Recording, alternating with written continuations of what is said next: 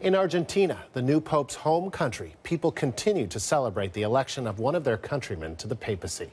Catholics flocked to the cathedral where Pope Francis regularly used to celebrate Mass. They came to pray for him in his new global role. Almost 90% of Argentina's population is Roman Catholic. And as Cardinal of Buenos Aires, Francis was both a popular and influential figure.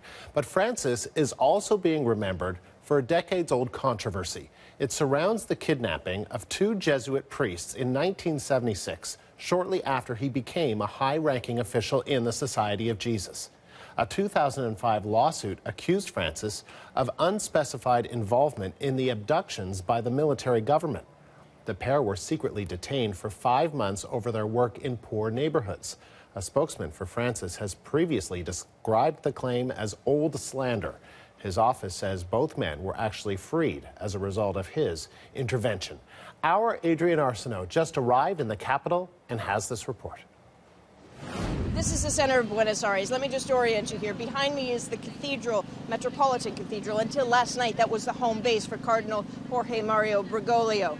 Crucially, also across this square is the small, modest apartment where he lived. He actually shared it with an aging priest who he was caring for.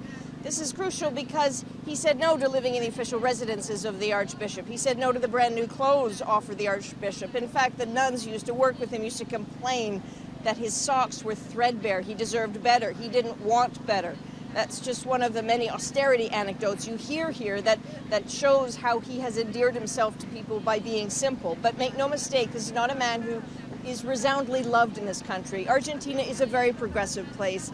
Same-sex marriage is legalized, same-sex adoption is legalized, sex change operations are considered a legal right here. One of the most vocal, most prominent opponents to all of that was Cardinal Bergoglio. This put him at loggerheads with Argentina's president, who called his views medieval, called them reminiscent of the Inquisition. Either she has forgiven him, or in the name of being respectful, she has put those differences aside, and last night decided to congratulate him and hope that he works for the poor. People in this country don't forget the differences. They also don't forget that there is an association with him, a belief that perhaps in his silence he was complicit in what's known as the dirty war here, when people were murdered and abducted by the military junta. There are accusations that he even went further and put people in danger. That's never been proven, but still people do not forget, even as much of the world, many Catholics indeed, are starting to get to know and clearly embrace the man now known as Pope Francis. Adrienne Arsenault, CBC News, Buenos Aires. The elevation of Francis to Pope isn't being met with universal acclaim. U.S. advocacy groups representing victims of sexual abuse by priests say they have little hope that Francis will take concrete action on the problem. The part of me that has faith in God remains hopeful, but my faith does not derive from anything I've learned to date about the performance of this man in Argentina. Indicators so far, sadly, suggest that he is someone content to be silent in the face of evil.